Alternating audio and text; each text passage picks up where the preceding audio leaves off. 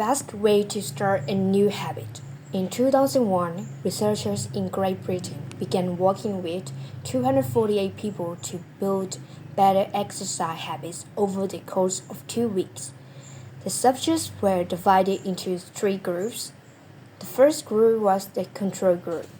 They were simply asked to track how often they exercised.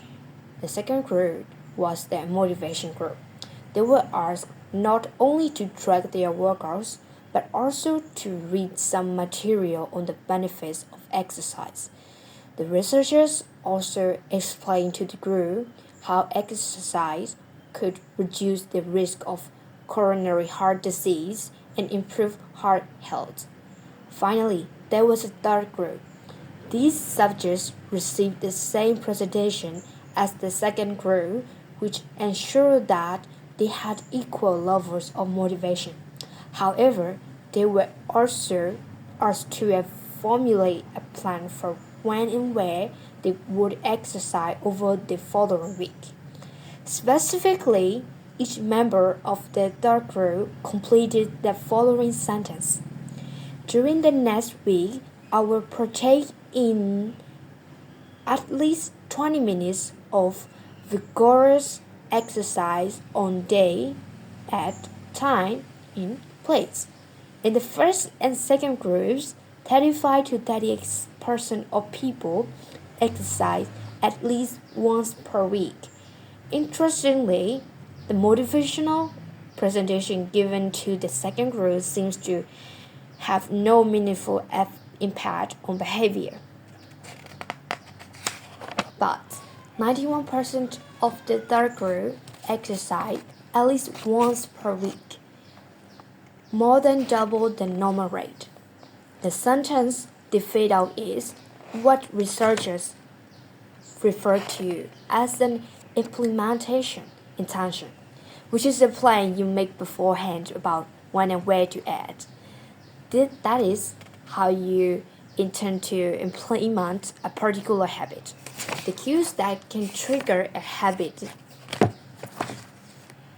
comes in a wide range of forms.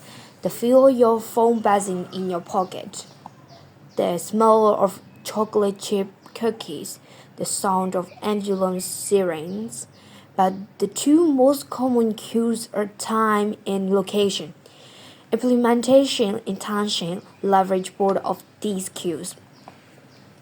Broadly speaking, the format for creating an implementation intention is when situation X arises, I will perform response Y. Hundreds of studies have shown that implementation intentions are effective for sticking to our goals. Whether it is writing down the exact time and date of when you will get a flash shot or recording the time of your colonoscopy appointment, they increase the odds that people will stick with habits like recycling, studying, going to sleep early, and stopping smoking. Researchers have been found that voter turnout increases when people are forced to create implementation intention by answering questions like what road are you taking to the polling station? At what time are you planning to go? What bus will you get there? Will get you there? Other successful government programs have prompted citizens to make a clear plan to send taxes in on time or provided directions on when and where to pay late traffic bills. The punchline is clear. People who make a specific plan for when and where they will perform a new habit are more likely to follow through. Too many people trying to change their habits without these basic details figured out. We tell ourselves, I'm going to eat healthier, or I'm going to write more, but we never say when and where these habits are going to happen. We leave it up to chance and hope that we will just remember to do it or feel motivated at the right time. And the implementation intention sweeps away foggy notions like I want to work out more, or I want to be more productive, or I should bold and transform them into a concrete plan of action. Many people think they lack motivation when what they really lack is clarity. It is not always obvious when and where to take action. Some people spend their entire lives waiting for their time to be right to make an improvement. They'll have to once an implementation intention has been set, you, you don't have to wait for inspiration to strike. Do I write a chapter today or not? Do I meditate this morning or at lunch? When the moment of action occurs, there is no need to make a decision. Simply follow your predetermined plan. The simple way to apply this strategy to your habit is to fill out this sentence. I will behavior at time in location. Meditation. I will meditate for 1 minute at 7 a.m. in my kitchen. Studying. I will study Spanish for 20 minutes at 6 p.m. in my bedroom. Exercise. I will exercise for 1 hour at 5 p.m. in my local gym. Marriage. I will make my partner a cup of tea at 8 a.m. in the kitchen. If you're unsure when to start your habit, try the first day of the week, month, or year. People are more likely to take action at those times because hope is usually higher.